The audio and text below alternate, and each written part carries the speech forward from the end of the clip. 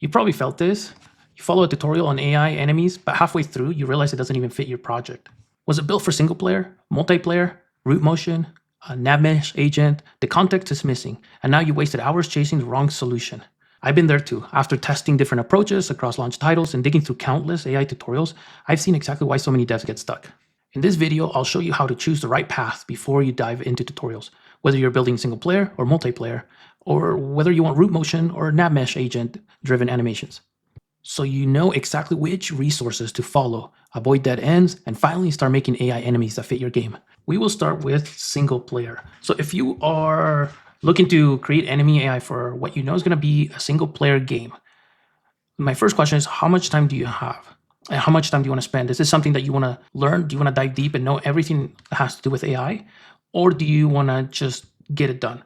My first advice is don't wait till the end of production to add enemy AIs, because I've done it before in other projects and it didn't turn out so well. A lot of the things that you will code or do sometimes depend on what the enemy AI is doing, or you might want to improve the enemy AI. For example, in Knockback, first-person shooter type game, where you knock each other back, we had enemy AI for play, and it was a multiplayer game.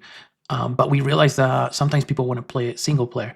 And what happened is that in order to have AIs, we needed to recreate a clone of the player and create a similar, with a similar aspects, so that it could do the same things that a player would do. And because the way we set it up and structure it, it wasn't feasible to do last minute. And so never wait till the last minute to create enemy AI. That's my first advice. Next, if you don't have much time, Emerald AI, which I have here on the screen, is a great asset for Unity. If you're doing Unreal, there's other assets also that do enemy AI that will save you time, especially because they are already preset with a lot of the mechanics that the engine already has. Emerald AI for Unity, it is really good, especially the latest one, 2025. They'll probably change it to 2026. Oh, I know they have in the past, but it's okay if they rename it and they don't make a new one. Usually they update the same one. So this Emerald AI is really good. There used to be an old version that said 2013 or something like that. That one is obsolete, and this one really, they've done really well at updating this one year after year. And so, and even if they don't update it from this, it's already a really good setup as is right now. The main thing is that if you're doing multiplayer, then this might not be the best option. But if you're doing single player, this will save you time. It will also, if you dive deeper into it, you will be able to learn a lot from it. So, and it also goes in sale in a couple days from this recording. It is really well done. They have a lot of samples, as you can tell, that give you all kinds of behavior AI that I really enjoy. Obviously, this is not sponsored or anything. I just really I dove into it, and there's a lot that you could learn from it. Even if you don't do the scripting, the way they set up their animation and the animation controllers will give you an idea of how to maybe set up your controllers if you want to. So there's a lot to look at, and I really recommend it if you're trying to save time. It will still have a learning curve, so it'll take some time, but it definitely will be faster than you doing it on your own. The next is if you wanted to learn things from scratch, I've gone through a bunch of YouTube AI videos, and this channel is probably one of the best that I've seen so far. The developer is very focused on giving you an understanding of what's going on in context to what you're doing, and then also setting up for the future. So a lot of times when you're developing games, you have to, for the sake of time, you have to sacrifice quality for the sake of getting it done.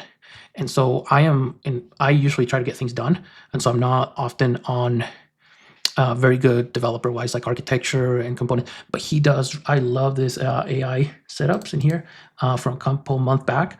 The behavior on AI is really well done. He has like over 22 lessons on AI, and they build on each other, and he builds for the future. And so you could see how these, if you want to browse through these and look at the end, you'll see how much work goes into these and how each one builds on the next.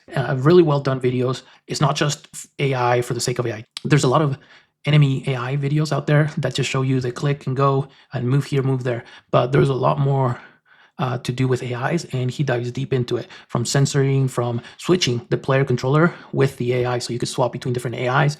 You have a bunch of formations and all these cool things that you can do. And with the same, it's a follow-up from the previous lesson. So each lesson builds on itself. So really well done. I really enjoyed it. I'm diving deep into them. One last tip, if you're doing single player enemy AI, and one of the things that you might want to look into is using root motion. What root motion is that the speed of the animation is what determines how fast the nav mesh agent moves. That's essentially what it is, that the motion, the movement, this comes from the animation. And we'll dive deep into that, and I'll show you all the specifics on how to set the animation for that. But if you want to set that up, there's also a great tutorial here from Lam Academy. Lam Academy is a really good source for AI.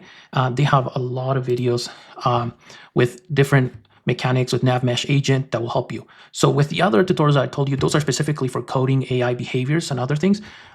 This one overlaps with the other one a little bit, but in this, they mostly give you things out of context. So like one bit here and there. They also dive into now, they have an open project. Lam Academy has their a little game with AIs that up in it's public, and so that's great also. So these two two YouTube resources are great for AIs. Those are my go-to to learn about AI.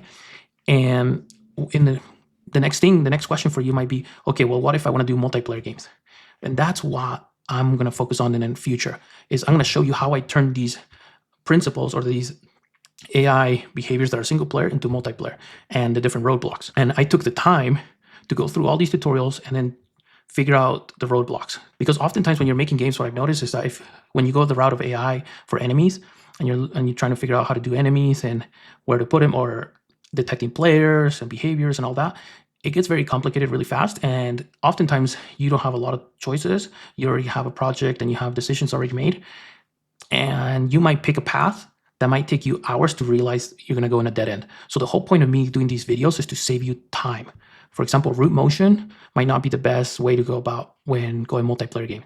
But for now, what I'm doing is I'm doing NavMesh agent and the things that I've learned from these YouTube tutorials and translating them into multiplayer game mechanics and network components. And that's what I'm going to focus on to show you some of those dead ends and to save you time and money because your time is valuable. If you enjoyed this, please like and subscribe.